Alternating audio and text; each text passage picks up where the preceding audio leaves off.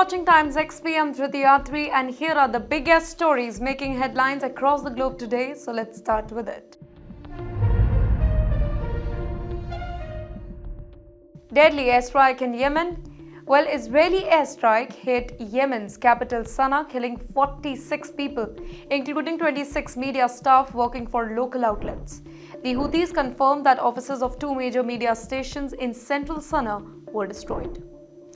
Civilian casualties mount. Houthi-controlled health authorities report that 165 injured, including women and children. Streets are filled with debris as rescue teams work tirelessly to find survivors amid the chaos. Scenes of devastation. Well, footages from Houthi-run Al Masira TV shows residential buildings flattened, cars overturned, and emergency workers digging through the rubble. The human toll highlights the danger faced by civilians in the conflict zone. Israel claims military targets. Well, Israeli military says that the strike targeted Houthi military camps, public relations offices, and fuel storage facilities, citing recent drone and missile attacks launched towards Israeli territory. Houthi outrage. Military spokesperson Yahya Sari, whose office was damaged in that particular strike, vowed that Israel's action will not go unanswered, reaffirming their commitment to retaliate. Targeting media raises alarms. Analysts warn that the destruction of media offices threatens the free flow of information and escalates tension in the Middle East. Journalists working in the conflict zone are increasingly at risk. Shift from missile to drone. Security experts note that the Houthis are relying more on drones than the traditional missile due to logistical challenges and tighter Iranian smuggling restrictions, allowing sustained attacks without depleting missile stockpiles. Role of Iran here. While drones are locally produced, Houthi missiles rely heavily on Iranian guidance and components. Tehran provides funding, training, and technology that are crucial for sustaining Houthi operations.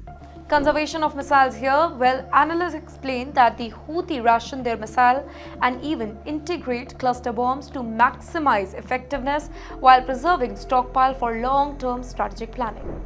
Maritime attacks continue. Since late 2023, Houthis, they have launched strike on over 100 international merchant vessels, sinking ships, seizing cargoes, and endangering sailors, highlighting the group's growing regional reach.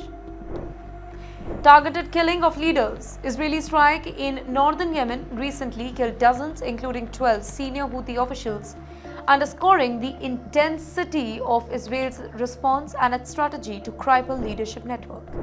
Proxy war intensifies here. Israel continues to frame the Houthis as the key proxy of Iran, highlighting Tehran's influence across the Middle East and increasingly complex web of regional conflict. Gaza ground offensive. Israel prepares for a major ground operation in Gaza City, while intelligence reports indicate that Hamas may attempt to capture Israeli soldiers as human shields, exploiting tunnels for strategic advantage. Hamas's tunnel network. Well, extensive underground tunnel stretch beneath Gaza streets, hospitals, schools, posing deadly challenges for Israeli troops moving in urban areas. Iran rejects the U.S. peace plan again. Tehran criticized the U.S.-backed two-state proposal, calling it biased towards Israel and inadequate in addressing decades of occupation and territorial realities. Call for regional unity here.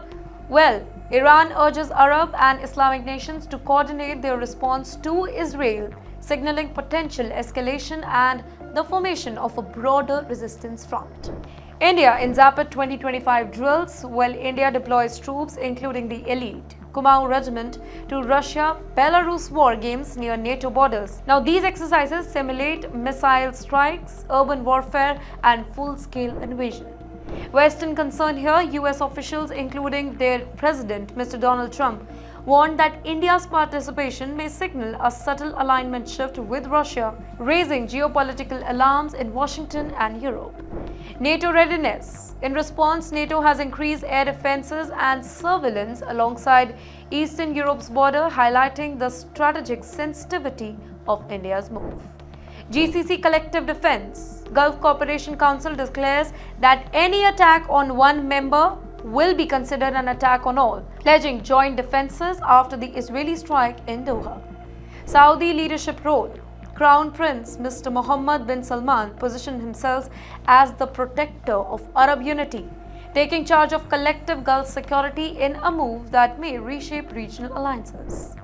Turkey's intervention. Once again, their president Erdogan openly supports Qatar and calls for sanctions, accountability and potential military coordination among Muslim nations against Israel, signaling stronger Turkish influence. Mossad intelligence on Iran. Report suggests that Israeli intelligence has identified location of Iran's weapons-grade uranium stockpiles, raising the possibility of actions by Israel.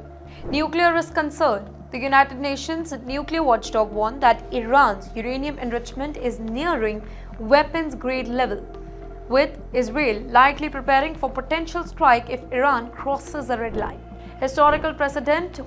Israel has conducted bold strikes in the past, including the 1981 attack on Iraq and 2007 strike in Syria, indicating a willingness to act against nuclear threats. Modern drone warfare. Russia's $11,000 drone are challenging NATO's expensive missile defense systems, proving that low-cost, mass-produced technology can overwhelm high-value defenses. Ukraine lessons. These drones not only attack but gather information, intelligence, mapping radar system and exposing vulnerabilities in NATO's eastern defenses, altering modern warfare strategies. United States Venezuela tension. A Venezuelan vessel was destroyed by U.S. forces, killing 3 in Washington's fight against alleged narcotics trafficking. In the meantime, Venezuela condemned the attack as a killing. United States justification. In the meantime, Washington claims that the vessel was part of a drug cartel moving cocaine and fentanyl, tying operations to America's ongoing fentanyl crisis. That's all for now. Stay tuned, stay sharp, and come back on TimesXP same time tomorrow for the latest news that matters the most. I'm Dhruti Athri. See you next time.